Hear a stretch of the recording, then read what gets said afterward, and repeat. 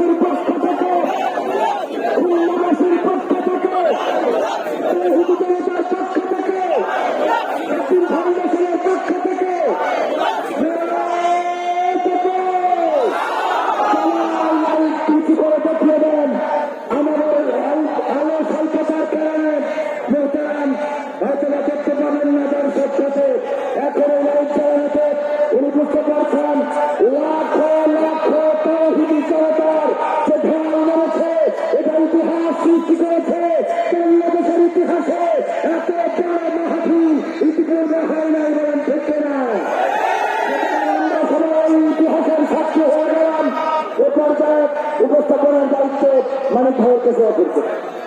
আজকে মাহফিল যিনি অত্যন্ত বুদ্ধিদত্তা এবং প্রজ্ঞা দিয়ে সাজিয়েছেন আমাদের অভিভাবক ডক্টর শেখ মুজিবুদ্দিন। ডক্টর শেখ মুজিবুদ্দিন সাহেব কিছু বলবেন, ওভারকে জয়েন করুন। আর উন্নতাক আল্লাহ বলিব সাম্য শান্তি এক আল্লাহ জিতহা। ওভারা চাহুক সংকীর্ণতা পায়নার খোঁজ জোবার খোঁজ। আমরা চাহিব মুক্ত আকাশ, উদার আলোক, প্রেম অকুট। এবার সম্মানিত অতিথি স্যার তাফসীরুল কোরআন পেশ করবার আগে ডক্টর শেখ মুজিবুদ্দিন সাহেব আপনাদের উদ্দেশ্যে কিছু বলবেন।